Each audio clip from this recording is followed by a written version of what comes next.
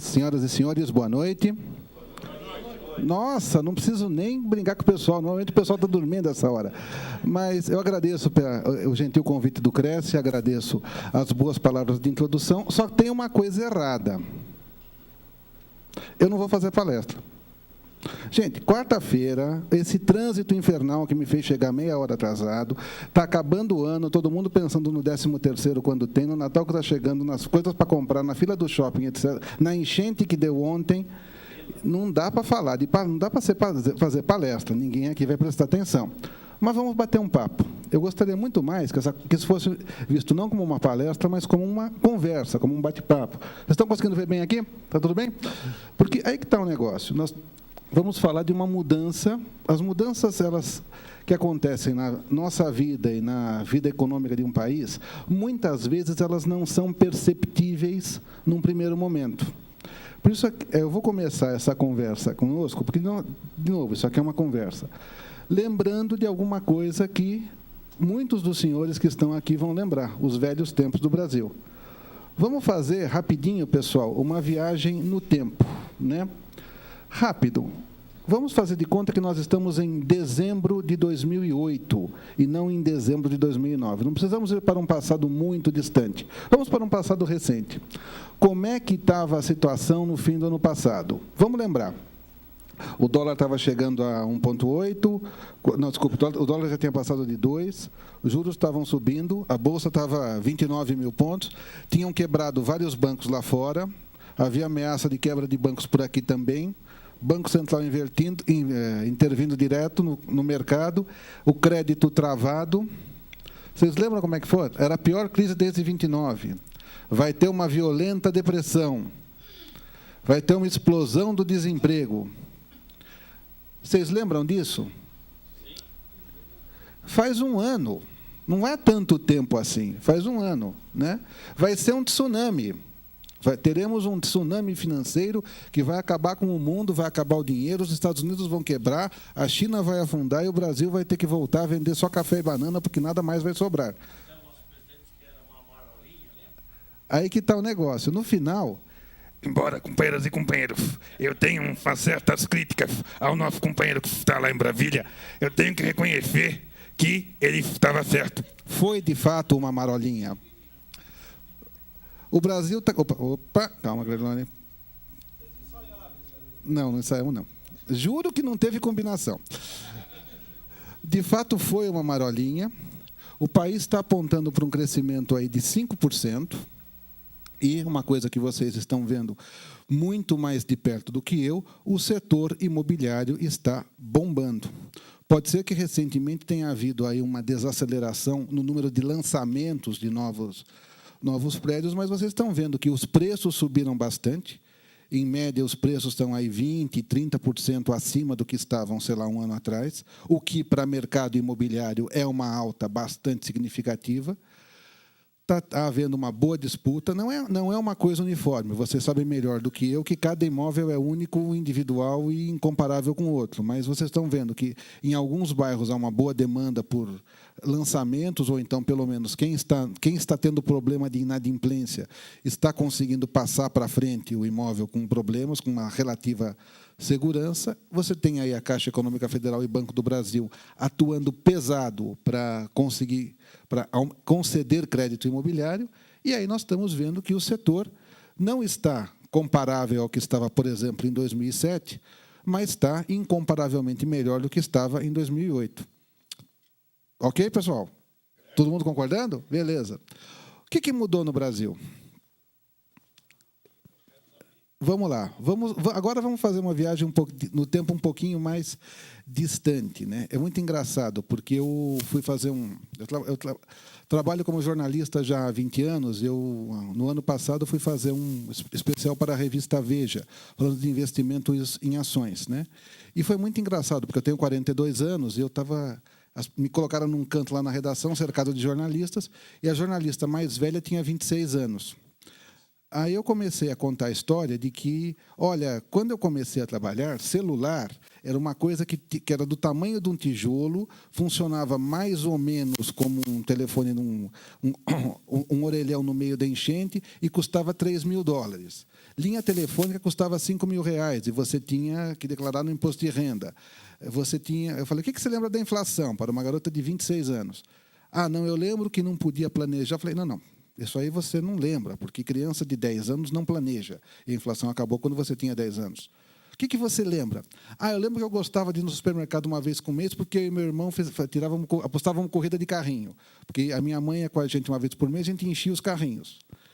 Não faz tanto tempo assim. Quer dizer, para a geração mais jovem, isso até que faz, mas para nós que já estamos nos 40, ou talvez até um pouquinho mais, a gente lembra bem como é que era esse país com inflação. A gente lembra como é que era esse país com crédito imobiliário.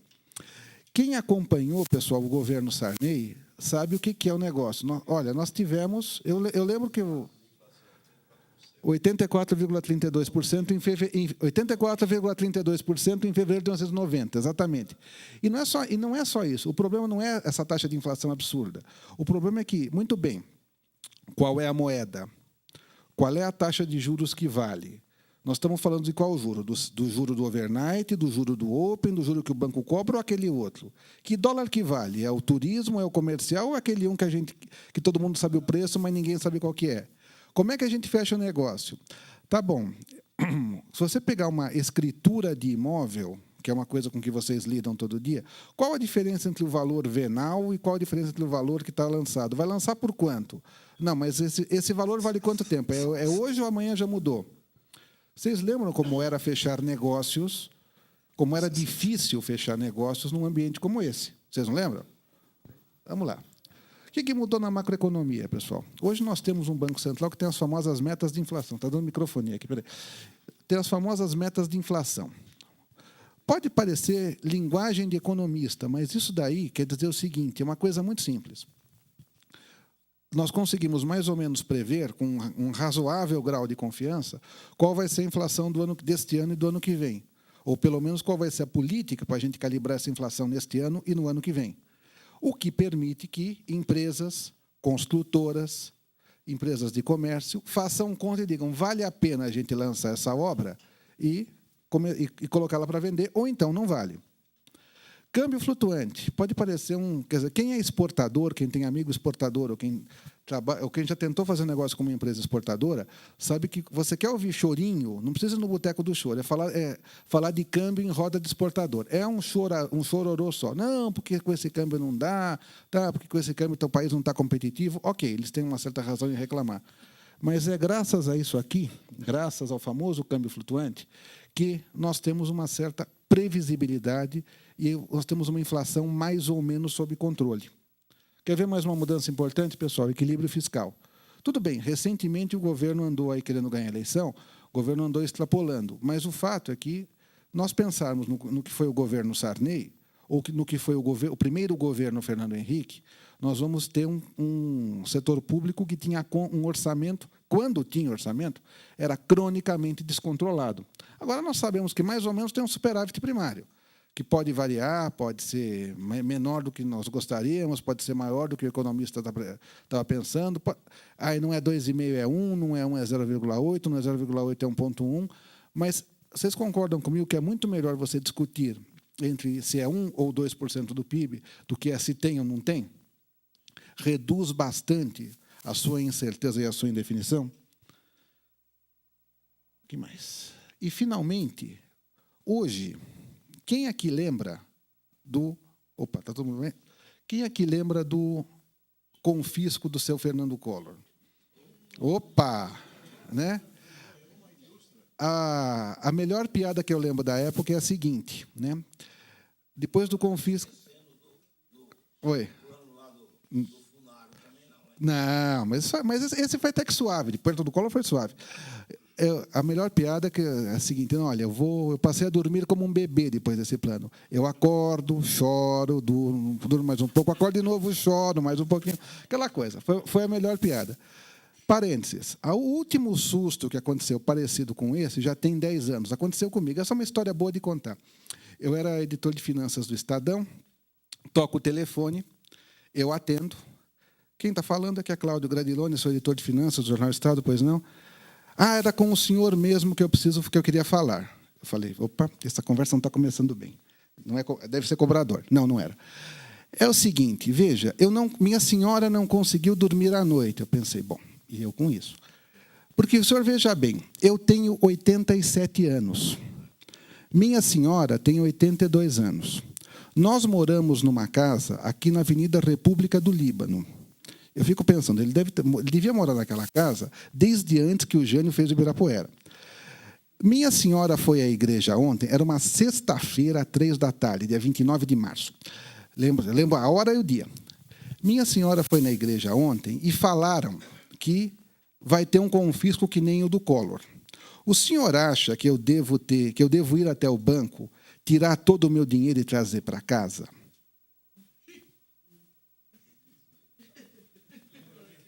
A minha reação foi exatamente essa. Eu travei, eu falei, o que eu vou responder? Né? Porque aí eu pensei o seguinte, bom, se eu fosse falar apenas de banco, apenas de solvência bancária, o real tinha acabado... Opa, melhorou? Melhorou. O real tinha acabado de se desvalorizar, de começar a flutuar, estava uma confusão, tinha fortes rumores de confisco. Eu ia dizer, vai lá no banco, tira e deixa o dinheiro em casa. Aí eu pensei, esse senhor tem 87 anos, ele vai entrar na agência, sair com um pacotão de dinheiro, vai ser assaltado e vai me xingar pelo resto da vida dele, que vai ser curta, mas ele vai me xingar bastante. Eu falei, olha, meu senhor, é o seguinte... Eu acho pouco provável que tenha confisco.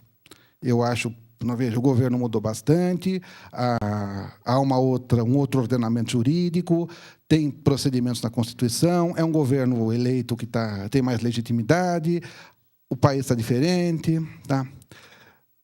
Mas o senhor tem certeza, seu Cláudio? Eu falei, meu senhor, vamos dizer o seguinte, eu tenho 98% de certeza. Tá bom para o senhor? Aí o silêncio foi dele. Né? Falei, bom. Eu falei, tá bom, tá bom. Mas olha lá, hein, seu Cláudio? Falei, sim, senhor, pode deixar. Aí eu desliguei o telefone, levantei os olhos e disse, Senhor meu Deus, diante de vossa infinita sabedoria e misericórdia, eu peço que não haja confisco esse fim de semana. Mas, se houver, deixa o dinheiro do velho solto, pelo amor de Deus. Aí não teve confisco, passou o boato. Na terça-feira ele me ligou. Ô, seu Cláudio, a minha senhora ligou, rezou muito pelo senhor. Eu falei, eu estou precisando, vai lá. Moral da história, mas hoje é folclórico, hoje nós estamos dando risada. Na época eu passei um apuro razoável, mas pensa bem numa coisa, pessoal. Teve uma crise violenta no ano passado. Teve uma crise de abalar as estruturas. Alguns dos maiores bancos de investimento americanos quebraram. Vocês chegaram a ouvir sequer algum boato de confisco? Olha, nem no ponto de táxi isso é mais assunto. O que acontece? Tudo bem, temos problemas? Temos. Há pontos a resolver? Com certeza. Mas hoje, eu, que sou um consultor informal de investimentos, eu me considero absolutamente sossegado em dizer para alguém que está em dúvida onde investir. Compra um título da dívida pública para a sua aposentadoria e fica com ele 20 anos. Pode ficar sossegado.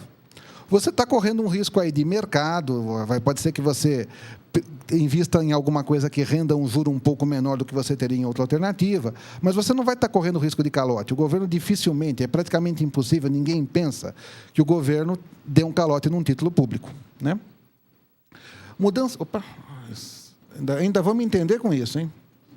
Bom, mudanças de microeconomia, mudanças de legislação. Também tivemos aqui mudanças menos visíveis, mas muito mais importantes. Recuperação do crédito.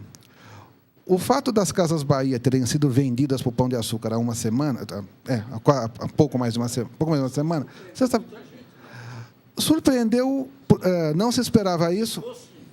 Mas, em retrospecto, como é que começa o nome? Bento. Como está dizendo o Bento aqui? Se fosse o inverso, tudo bem. Mas, olha só, em retrospecto, a gente pode pensar que não é uma coisa tão absurda assim. Qual é qual é o negócio da Casas Bahia? E uma vez eu estava entrevistando o seu Michel Klein, filho do seu Samuel, que disse o seguinte: o nosso negócio, Cláudio, o nosso negócio não é vender geladeira. O nosso negócio é vender prestação. Casas Bahia, e não há nenhum problema disso. Qual foi a grande pegada, qual foi a grande ideia do seu Samuel Klein? Vender para pessoas que não têm acesso a crédito. Ele se transformou num banco. Só que a maneira dele, entre aspas, ter essa atividade bancária era vendendo fogão, geladeira e máquina de lavar. Quando você tem hoje um crédito consignado de um lado, cartão de crédito no outro, sabe? Se você for ao Extra, que é da Belinice, ao Extra e comprar um fogão, uma máquina de lavar, alguma coisa assim, você vai, quero pagar no cartão. Pois não, nós parcelamos em 10 vezes no seu cartão de crédito. Sem análise de crédito, sem olhar nada, sem fio de bigode, sem carnê, sem nada. Você passa o cartão, assina e está resolvido. Para o Pão de Açúcar é muito sossegado. Você que se entenda com sua administradora de cartão de crédito, porque eu estou garantido que eu recebo. Num ambiente de negócios como esse, até mesmo um modelo de sucesso como o da Casas Bahia se torna insustentável. A Casas Bahia ia quebrar? Não, claro que não. Mas a Casas Bahia, muito provavelmente, iria progressivamente perder fatia de mercado. Para quê? Para o Extra, para quê? Para supermercados, para vendas pela internet, para vendas dos próprios fabricantes. Por que não? Os modelos de negócio mudam com o tempo. Isso é o que aconteceu com as Casas Bahia na semana passada é a melhor prova que nós temos um mercado de crédito hoje que é diferente do que era, digamos, 5 ou 10 anos atrás. Lei de falências, pessoal, foi manchete do Valor de hoje. Antigamente, a empresa falia, todo mundo saía correndo. Hoje, você tem um esquema de recuperação judicial que permite que empresas em dificuldades saneiem suas dívidas. Claro, todo mundo sai perdendo um pouco, mas, pelo menos, a empresa continua. Uma coisa aqui, agora eu vou dar uma... Muita gente vai se arrepiar agora com o que eu vou dizer. Vocês lembram do caso da Encol? Cadê a madeira? Vamos bater na madeira. Você lembra do caso da Encol? Então, o que foi a Encol, pessoal? A Encol foi o maior susto da história do mercado imobiliário brasileiro. Foi um negócio tão horroroso, tão absurdo, foi uma bicicleta que quando caiu machucou tanta gente, que provocou uma mudança de legislação, que é isso daqui. Patrimônio de afetação e alienação fiduciária. Em português de dia de semana, quer dizer o seguinte: se a construtora abrir o bico, os prédios não entram no rolo. Aqui em cima, no caso do patrimônio de afetação. Aqui embaixo, na alienação, se o cavalheiro comprador não conseguir pagar, a gente consegue vender o imóvel para outra pessoa. Dá um trabalho razoável, mas é mais fácil do que, por exemplo, 5, 10 anos atrás.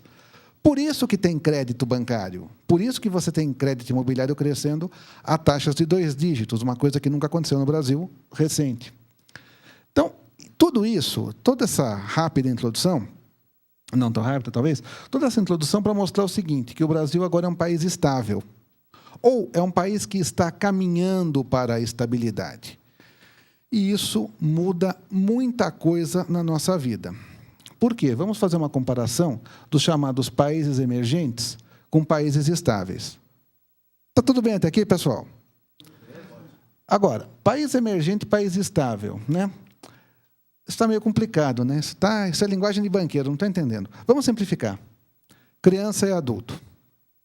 Vamos comparar um país emergente, em termos econômicos, com uma criança, e um país estável com um adulto. Criança é aquela coisa, ele cai, não se machuca, sabe? Adolescentes, os jovens de 17 anos têm certas funções bastante desenvolvidas e rapidamente habilitáveis, aquela coisa maravilhosa, que nós que já passamos dessa idade sabemos que, né, tem aquela velha história, né? Eu vou contar uma piada, não é muito publicável, mas acho que estamos entre amigos, né? Estão os 2 irmãos brincando, o de 9 e o de 6 anos. O de 9 fala para o de 6, quer ver eu fazer a vovó imitar um lobo? O de 6, eu quero. Aí a vovó está cozinhando no fogão, ele fala, vovó, ali, que é, menino? Que foi, menino? Vovó, quanto tempo faz que o vovô não comparece? A velha, aquela coisa. Enfim, é mais ou menos assim. Tá certo? É mais ou menos assim. Vamos lá. País emergente é como se fosse uma criança em termos econômicos, que fica pulando e correndo de um lado para o outro, muitas vezes sem muito objetivo definido. Criança cresce rapidamente, né? Aquela brincadeira, né? Sabe por que os bancos são como bebês, né? O banco é um bebê. Ele chora, chora, chora, mama, mama, mama e cresce, que é uma maravilha. Então, país emergente, ele cresce rapidamente. Ele tem regras instáveis. Lembra do Brasil de 20 anos atrás? A moeda mudava de nome ao longo do fim de semana? As regras do financiamento mudavam a cada fim de semana? Lembra do plano cruzado? Bom, mas como é que fica meu financiamento imobiliário? Lembra que tablita ou não tablita? Lembra da tablita? Então, aquelas coisas. E rápidas mudanças de rumo. Mudança de rumo é ruim? Para muitas pessoas, sim, é ruim. Para algumas, a mudança de rumo abre uma oportunidade de mercado. É o sujeito que está bem posicionado no mercado, aquele que tem um bom amigo no ministério, né? E sabe das coisas que vão acontecer com uma certa antecedência. Mas mesmo o cara que não tem amigo no ministério, se ele acompanhar a economia com uma certa precisão, com uma certa disciplina e com regularidade, ele pode perceber, olha, vai aparecer uma oportunidade aqui. Nós estamos vendo que, sei lá, aquele canto da cidade está com tudo para se desenvolver. Então, vamos comprar casinhas aqui para ver se a gente derruba, incorpora e vende para uma construtora, por exemplo, né? Ou seja, em um país emergente, onde assim como uma criança que cresce depressa, num país emergente a economia cresce e muda depressa. Ou seja, se você acertar na mão, se você surfar na onda certa, você pode multiplicar muito o seu dinheiro, que é algo que não ocorre num país estável. Pessoal, qual que é a moeda dos Estados Unidos hoje? Qual que é a moeda dos Estados Unidos hoje? É o dólar, não é? Isso. Qual que é a moeda dos Estados Unidos no ano passado?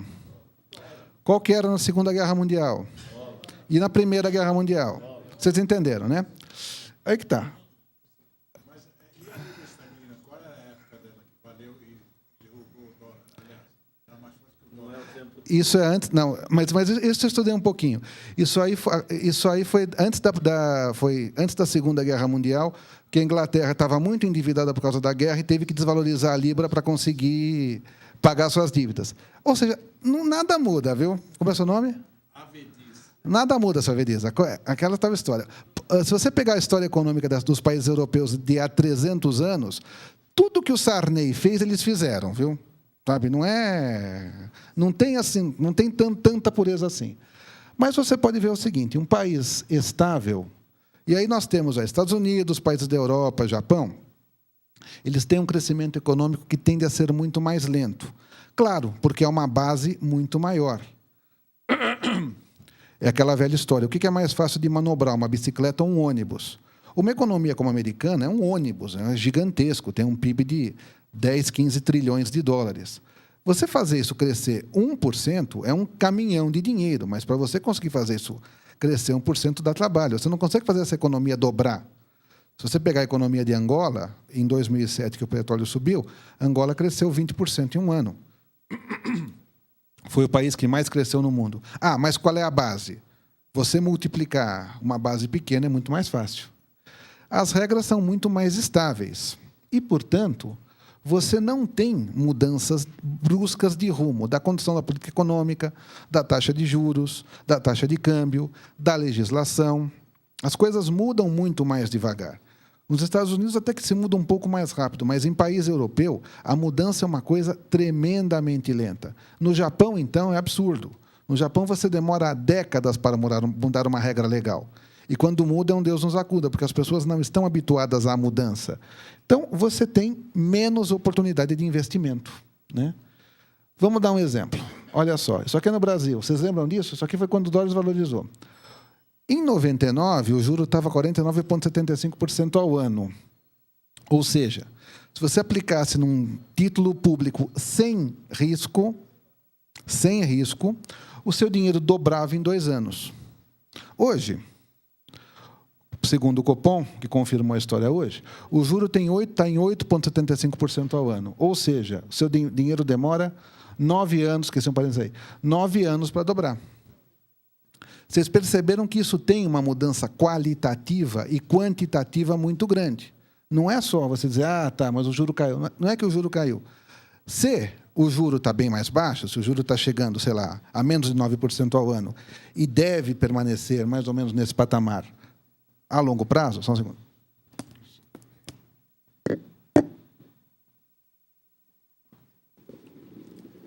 Minha garganta está dando sinais de fadiga, peraí. Se o juro deve permanecer nesse patamar no longo prazo, isso muda rigorosamente tudo. Por quê? Pensa no investimento imobiliário, que é aquilo que vocês estão mais afeitos. Com o juro a 50% ao ano, vamos arredondar, compensava você investir num imóvel que iria ficar pronto daqui a 4 anos? Claro que não, né? Qual a chance do valor desse imóvel subir de 100 para 350, porque esse seria o acumulado, em 4 anos? Muito baixo, mesmo com inflação. Hoje você pensa, bom, mas se eu comprar na planta, se eu pegar um juro subsidiado, se eu der uma boa entrada, se eu esticar, papapá, não sei o que, eu consigo vender.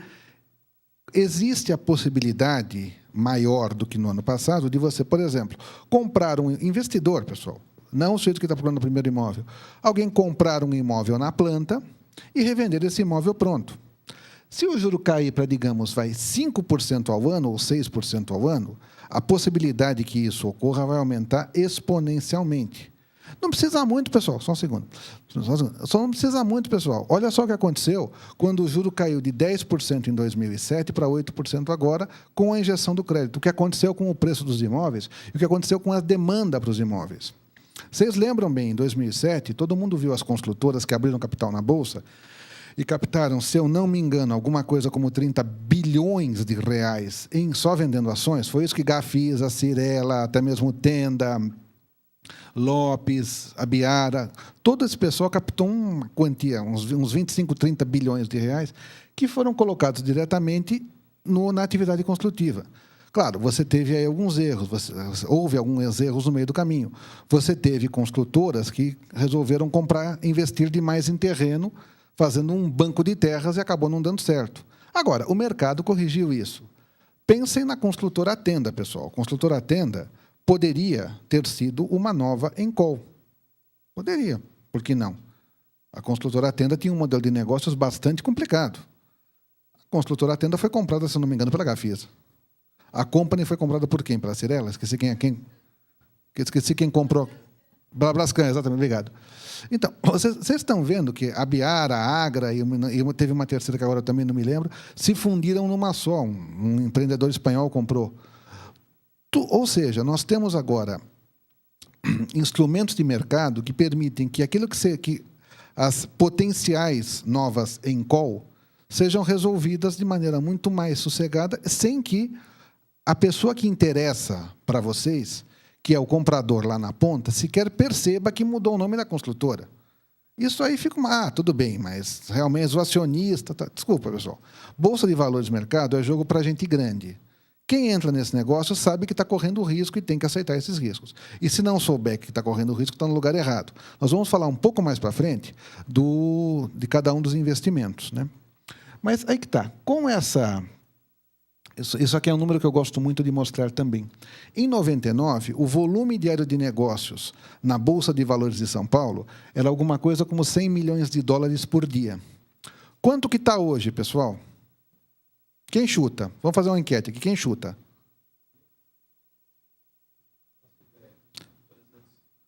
R$300 milhões? É pouco, quem dá mais? 1 bilhão? Boa! 3.500 bilhões de dólares por dia. Todos os dias. Isso é média de 2009. Teve dias fracos, que negociou só 2 bilhões de dólares. Teve dias que negociou 7. Mas você tem uma bolsa que, olha só, ela cresceu de 100 milhões para 3,5 bilhões de volume diário negociado. É muito dinheiro, pois não. É muito dinheiro. Quer dizer que tem... Eu não coloquei esse número aqui, mas esse é um número que eu lembro bem. Quando eu estava no Estadão, nós resolvemos eu montei um projeto para fazer um caderno de investimentos no jornal. E eu liguei para a Bolsa e perguntei quantos investidores estão registrados no mercado. Quantos CPFs tem aí? Era alguma coisa como 16 mil pessoas, que era muito pouco. Para quase ninguém. No começo, em meados desse ano, apesar de toda a crise, nós temos mais de 500 mil CPFs. Você tem 500 mil pessoas que compram ações, que têm ações no seu patrimônio. E não é só aquele pessoal que comprou a ação da Telebrás em plano de expansão, porque esses caras já saem, que compraram uma vez e nunca mais voltaram, esses caras já saíram da base de dados da Bovespa. A Bolsa está considerando gente ativa 500 mil pessoas. Quanta gente tinha acesso a crédito imobiliário, sei lá, 10 anos atrás, e quantos são os mutuários hoje, fora de SFH, né? Vamos lá, pessoal. Vamos para frente. Então, aí que está o negócio. Nesse cenário, nesse novo cenário, investir dinheiro é uma coisa que muda radicalmente. A história do investimento, as estratégias do investimento, o que você fazer com o seu dinheiro, o que você vai fazer com o seu dinheiro, isso muda radicalmente. Agora eu coloquei uma pergunta aí, e estou tomando um copo d'água para dar tempo de vocês pensarem. O que é investir dinheiro, pessoal? Queria ouvir um pouquinho vocês. O que é investir? Aplicar? O que mais? Comprar imóveis? Boa. Lá no fundo. Com seu nome? O Cassoli matou a pau. Investir dinheiro, pessoal, é colocar seu dinheiro para trabalhar para você. Agora, só uma curiosidade histórica. Vocês sabem de onde vem a palavra investir? A palavra investir vem do latim. É muito parecida com vestir. Quando você, na Roma Antiga, assumia um cargo público, normalmente, especialmente um cargo no Senado, você tinha direito de vestir uma roupa especial. Você era vestito. Ou, tanto que até hoje, no português mais castiço, você fala que o sujeito está investido em um cargo. Ele está investido do poder de... Eu, bacharel, estou investido do poder de aprovar isso aqui ou reprovar isso aqui. Investir quer dizer ganhar poder. Investir quer dizer ganhar conhecimento sobre o que fazer com o seu dinheiro, que é uma coisa que nós vamos discutir agora. Eu coloquei aqui para vocês alguns dos principais tipos de investimento à disposição do investidor brasileiro. Não tem nada assim muito sofisticado, são alternativas que vocês encontram nas agências dos bancos nos quais vocês têm conta, né? E qual que é a minha ideia? É a gente passar por isso um pouco mais rapidamente, para a gente ter tempo até para conversar um pouco e, eventualmente, eu responder alguma pergunta para vocês. Ok? Vamos lá, pessoal? Apertem os cintos e vamos nessa. Investimento, pessoal, é planejamento. Então, vamos lá. Caderneta de poupança. Boa e velha poupança, cada vez melhor em tempos de inflação baixa e juro baixa. Quem acompanhou aqui a discussão sobre a tributação ou não da poupança? O senhor está no céu, por favor. Quem acompanhou essa discussão? Por que o governo resolveu dizer, não, tem que tributar a poupança? Porque é que está. A poupança ela tem duas coisas. Ela nasceu, no tempo da inflação alta, como um crédito direcionado para quê? Para o setor imobiliário. Os doutos professores, Deus os tenha, Roberto Campos e Otávio Gouveia de Bulhões, tinham que fazer a economia crescer depressa. E o melhor jeito de fazer uma economia crescer é o quê? Construindo imóvel. Porque você contrata gente muito rapidamente, você pode contratar gente com pouca formação, e você consegue aquecer a economia porque você produz. Você encomenda tijolo, cimento, ferro, ladrilho, móvel, tapete, elevador. Você aquece muitas cadeias da economia de uma vez só. Como não tinha dinheiro para isso, eles criaram o quê? Uma maneira de canalizar dinheiro para o setor de construção. 65% do que você investia em poupança tinha que obrigatoriamente ter sido destinado pelos bancos para financiar novas obras. Qual que era o atrativo? Num tempo em que você não tinha correção monetária, eles inventaram a correção monetária, que te permite uma correção de inflação mais juros de 6% ao ano. Hoje, a correção da inflação é o que menos interessa para o poupador. Mas você tem um juro de 6% ao ano que está garantido, 6,17%, perdão, que está garantido em lei. E como a poupança não paga imposto, na ponta do lápis, e isso é uma coisa que a gente vai voltar para frente, na ponta do lápis você tem a poupança muito competitiva para pequenas aplicações. Nós vamos ver isso um pouquinho mais para frente. Ela tem várias vantagens. Ela é simples, ela é amplamente democrática, você começa a poupar com R$50. Ela é garantida até R$60 mil pelo Fundo Garantidor de Crédito e é de fácil acesso. Em qualquer lugar você abre uma poupança. O gerente não vai querer que você abra, mas você abre em qualquer lugar. E, finalmente, ela é isenta de impostos, o que, cada vez mais, vai fazer diferença. Desvantagens. Ela tem uma rentabilidade razoavelmente baixa comparada com outras aplicações e é um produto que não é diferenciado. Por que isso é uma desvantagem? Se você chegar com R$50 ou você chegar com R$5 milhões, o tratamento que você vai receber na poupança é rigorosamente o mesmo, o que é alguma coisa que não beneficia necessariamente aquele que juntou um dinheiro ao longo da vida. Investimentos em renda fixa, pessoal. CDB e RDB são também bastante comuns. Agora eu vou fazer uma pergunta difícil para vocês, uma pergunta complicada, pessoal, uma pergunta assim daquelas cabulosas. Banco ganha dinheiro, pessoal, sim ou não? Então, banco ganha muito dinheiro? Ganha. Como é que o banco ganha dinheiro, vocês sabem?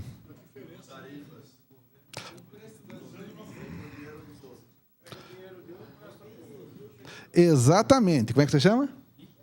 O Jairo falou, pega o dinheiro de um e empresta do outro. Mas não é só isso, Jairo, tem mais um negocinho. O que o banco faz? O banco, quando ele compra o dinheiro de você, o juro é o preço que ele paga pelo aluguel do dinheiro. Quando você é locador do dinheiro, o banco te paga um jurinho. Ele te paga 0,6%, 0,7% ao mês. Quando você é locatário do dinheiro, o banco te cobra um jurão. Ele te cobra 12%, 13% ao mês. Olha, como filho de calabrês, eu repudio essas acusações em relação à máfia. A máfia tem caráter, a máfia corre risco. Brincadeira, pessoal. Brincadeira, pessoal. Os meus primos, os meus tios corriam algum risco na atividade. Não, maldade. Sim, mas é que está o negócio. Nós não vamos mudar isso tão já. Então, a gente vai ter que saber como operar nesse esquema. Evite, ao máximo, dever dinheiro para o banco. Procure, ao máximo, emprestar dinheiro para o banco. Qual que é a vantagem? Evite tomar dinheiro emprestado. Procure emprestar dinheiro para o banco. Como? Comprando um CDB e um RDB. Vamos voltar. O CDB e o RDB é um instrumento que o banco usa para comprar ou para tomar emprestado ou para alugar o seu dinheiro por algum período. Vantagens. Ele também tem um risco relativamente baixo, ele é garantido até R$60 mil. E com raras e desonrosas exceções. O sistema bancário hoje está muito sólido, então você pode aplicar CDB em qualquer lugar sem problema.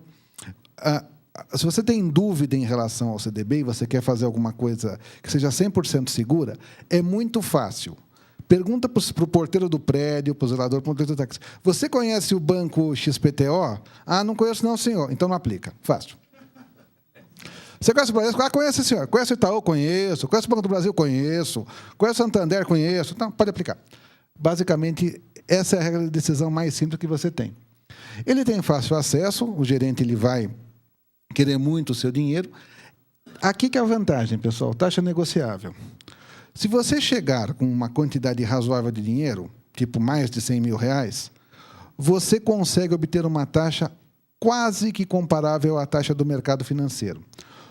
Atenção, pessoal, linguagem complicada de banqueiro é a seguinte, a taxa do CDI.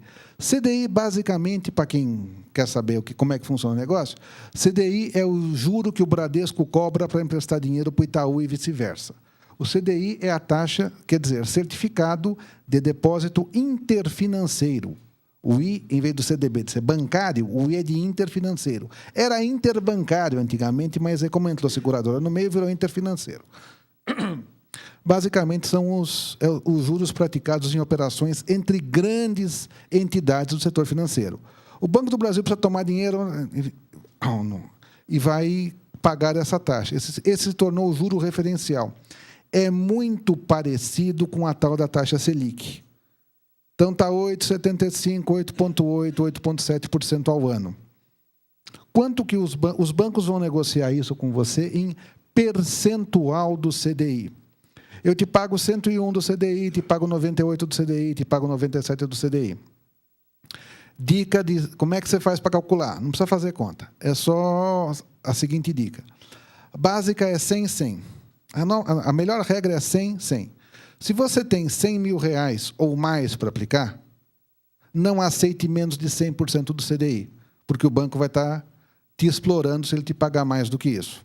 Acima de 50 mil reais, entre 50 e 100 mil reais, você estaria bem remunerado com os 98, 99 do CDI.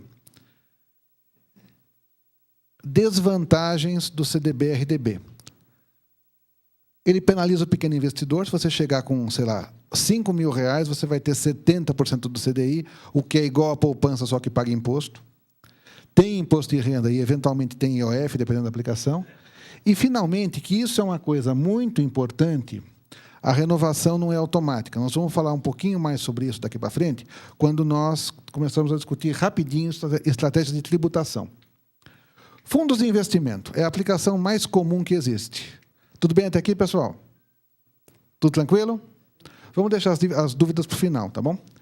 Fundos de investimento é uma aplicação coletiva, recursos de diversos investidores. O melhor exemplo de você pensar num fundo de investimento é pensar num condomínio de prédio. O condomínio, que eu chamo simpaticamente de condemônio, né? Talvez porque eu morasse era assim. Então, o condomínio, você tem um zelador, que é quem faz o trabalho, você tem um síndico que toma as decisões, e os condôminos pagam um percentual, pagam um valor mensal, para que esse serviço seja prestado para eles de gerir o prédio. No caso de um fundo, é rigorosamente a mesma coisa. Você tem um síndico, que é o gestor do fundo, que toma as decisões de investimento. Você tem um zelador, que é o banco administrador ou custodiante, depois a gente vê isso com mais calma se vocês quiserem, e você paga uma tarifa, que é a taxa de administração. Qual que é a vantagem? Qual que é o princípio disso?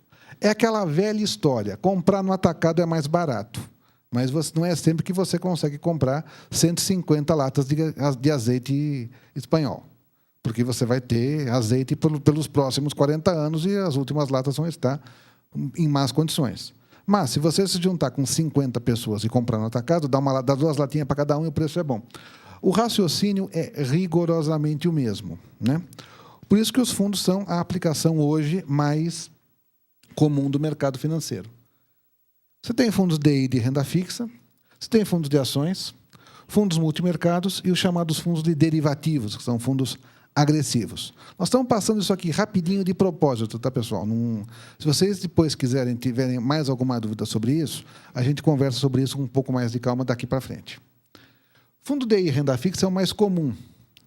Qual que é a ideia? Lembra lá atrás, quando eu falei que o CDB ele prejudicava o pequeno investidor? Se você chegasse com 10, 20 mil reais, você pegava uma taxa muito ruim de CDB? A ideia é o seguinte, você junta 10 mil daqui, 10 mil daqui, 10 mil daqui, 10 mil... E você junta 2 milhões de reais e chega no banco e fala, me faz um CDB bonitão aqui. Pega-se uma taxa muito boa e eu, entre aspas, para prestar esse serviço para você, eu te cobro uma taxa de administração, eu banco, né? É bom negócio? Estou perguntando para vocês, é bom negócio? Quem falou? Qual que é o seu nome? O Fleury acertou na mosca. Parabéns, Fleury. Depende da taxa de administração. É aquela velha história. E isso é uma coisa que eu vou perguntar para vocês e vocês vão saber melhor do que eu. Quando vocês iam oferecer um apartamento usado para um comprador 10 anos atrás e para um comprador hoje, o comprador hoje ele pergunta mais ou menos sobre a taxa de condomínio. Ele pergunta quanto que é o preço, quanto é o condomínio. Porque ele sabe que o custo do condomínio, do condemônio, né, se tornou cada vez mais importante no custo dele, no custo de moradia dele. 10, 20 anos atrás, o condomínio era uma coisa pequena, era uma tarifinha, aí 50, 60 reais por mês. Eu lembro de condomínio de 20, 30 reais. Hoje você tem condomínios de 1.000, 2.000, 3.000 reais. Por que subiu tanto? Aí você tem 400 coisas. Porque aumentaram as obrigações, porque você aumentou o passivo trabalhista, porque você tem que reformar, porque a prefeitura exige, porque você tem 400 motivos para justificar sobre isso. Mas o fato é que hoje o condomínio ele é muito mais relevante no teu componente de custo da moradia. Aqui, no caso desse fundo,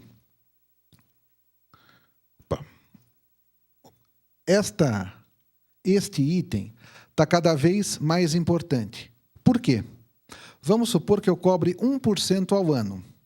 O juro é 50% ao ano. Eu cobro os mesmos 1% ao ano e o juro é 9% ao ano. Eu estou cobrando mais ou eu estou cobrando menos, pessoal? Eu estou cobrando muito mais. Por isso que o banco está ganhando cada vez mais dinheiro com isso. Então, qual que é o negócio? Tem banco que é bonzinho. O banco é muito bonzinho. Olha só, você deixou o seu dinheiro na conta, então nós aqui colocamos o seu dinheiro para render sem você pedir, porque nós somos muito bonzinhos, nós colocamos o dinheiro sem você pedir num fundo de curto prazo para que seu dinheiro renda alguma coisa. Fundo de curto prazo, pessoal, ele chega a cobrar 8% a 10% ao ano de taxa de administração. Teve um exemplo aí de algum tempo atrás, né? De um banco grande aí, eu não vou dizer qual que é, um banco que fica em Brasília, né, e como recentemente comprou o Votorantim, não vou dizer o nome dele. Esse banco aí, ele tomou um puxão de orelha da CVM porque tinha fundos que estavam cobrando 12% ao ano de taxa de administração. E sabe qual que era o fundo? Era o fundo 157. Aquele dinheiro que ninguém lembra, ele está em 5 anos, o dinheiro entrou aqui para dentro. Perfeitamente legal, tá?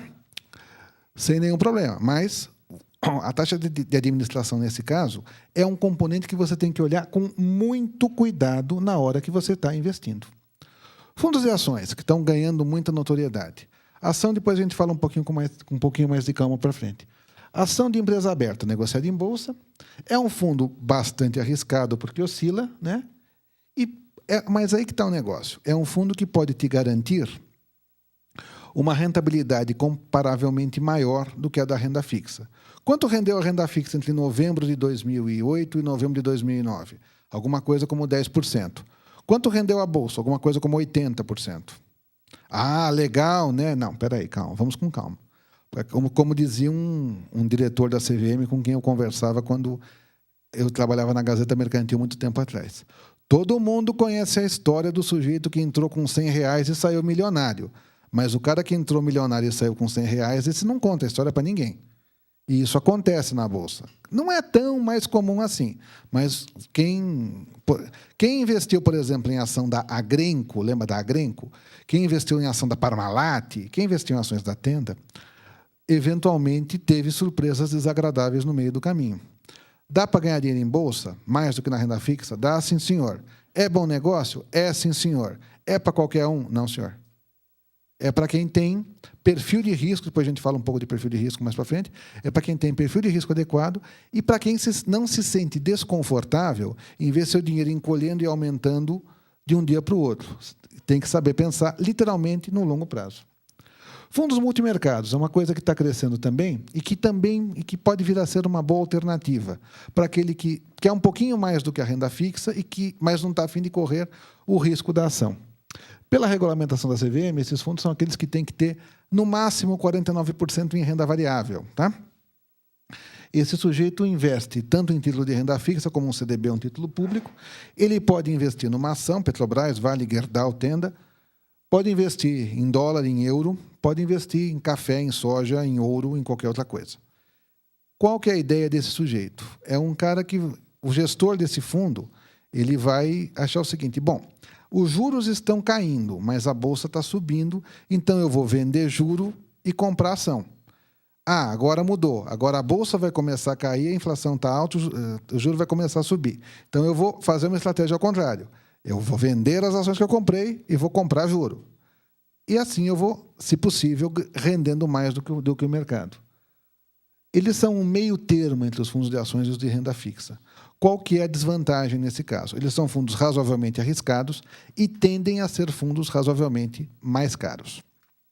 Finalmente, pessoal, para acabar essa parte da conversa, Nós estamos falando agora dos fundos de derivativos. Derivativos é aquela coisa que ninguém entende direito o que é, mas é fácil de explicar.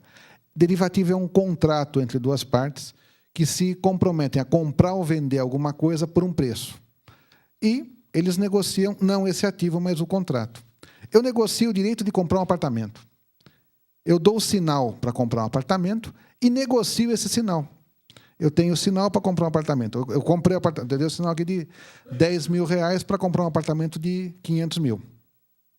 Quem quer comprar o direito de comprar esse apartamento? Ah, eu quero. Quanto você paga? 12 mil. Tá, vendido. Isso, basicamente, é um derivativo. Isso é uma clássica opção. Os derivativos funcionam assim. Qual que é o grande problema desse negócio? Como você negocia valores comparativamente pequenos, a oscilação é muito forte. Então, isso aqui quer dizer risco. Na ponta do lápis, um contrato derivativo é um instrumento que te permite transferir o risco de alguém para uma outra pessoa. Eu sou uma empresa que tem Eu sou uma empresa exportadora, minha receita é em dólar, mas o dólar está caindo. Eu quero garantir que eu vou ter um dólar a R$2. Como? Eu faço uma operação no mercado futuro de dólar para garantir isso. Eu estou abrindo mão do risco. Para que eu esteja abrindo mão desse risco, eu estou pagando para quê? Para alguém correr esse risco no meu lugar. Que é esse cara aqui. Normalmente, esse cara é o cara que é um comprador de risco. Se ele acertar a mão, você vai ser muito feliz. Se ele errar a mão, complete a frase. Tem fortes oscilações e isso aconteceu em 99 também, foi um ano muito divertido. Teve um fundo, um fundo do Banco Boa Vista, que já não está mais entre nós, é claro, né? O sujeito falou: seu Cláudio, o senhor tinha aqui R$100.000 investido nesse fundo? Tinha. Então, olha, é o seguinte, agora tem 14 mil. O quê? Eu só tenho 14? Não, o senhor está nos devendo 14, que o senhor perdeu mais do que isso. Não, felizmente não aconteceu comigo, mas aconteceu com um sujeito que investia, que ligou lá no Estadão e fez alguns comentários impublicáveis, aliás, sobre a profissão da mãe do gestor. Mas, de fato, aconteceu. Eles estavam na ponta errada do dólar, né? Apostaram que o dólar ia cair, o dólar subiu violentamente, eles perderam mais do que eles tinham. Não por acaso, isso aconteceu em março de 99. Em junho, mudou toda a regulamentação, e se você quiser investir num fundo desses, você tem que assinar um contrato que você está ciente do que você está comprando, que você está ciente, que você pode correr risco. Tudo isso muito bem explicadinho, né? Finalmente, pessoal, nós estamos chegando àquela hora de tirarmos as dúvidas. Eu estou aqui aberto para qualquer dúvida. Vamos lá, conversar. Só se você não me chamar de senhor, Bento.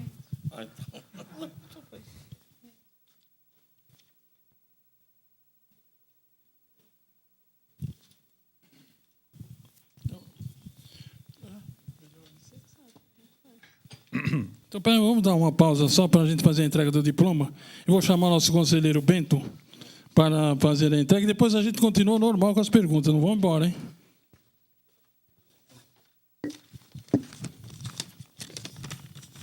E lembrando que quarta-feira que vem vai vir o professor Scavone, ele vai falar sobre a reforma da lei do inquilinato. Então não falta, hein? Por favor, Bento. Vamos lá. Cláudio, parabéns pela palestra. Acho que todos nós aqui estamos bastante satisfeitos e aprendemos um pouco mais. Toda quarta, quando o palestrante, o CRES, em nome do presidente José Augusto Viana Neto, faz questão de entregar um certificado para o senhor levar de recordação nossa aqui. Vou ler. Serviço Público Federal, Conselho Regional dos Corretores de Imóveis do Estado de São Paulo, ciclo permanente de palestra, quarta nobre. O Conselho Regional dos Corretores de Imóveis do Estado de São Paulo, tendo em vista a participação no ciclo permanente de palestra do CRES Segunda Região, pela apresentação do tema Como Investir em um País Estável, concede ao palestrante Cláudio Gradiloni o presente diploma em reconhecimento ao excelente trabalho desenvolvido em prol dos profissionais inscritos neste Conselho. São Paulo, 9 de dezembro de 2009. Antônio Cima, diretor-secretário, José Augusto Viana Neto, presidente, Francisco Pereira Afonso, diretor-tesoureiro. Ok? Parabéns.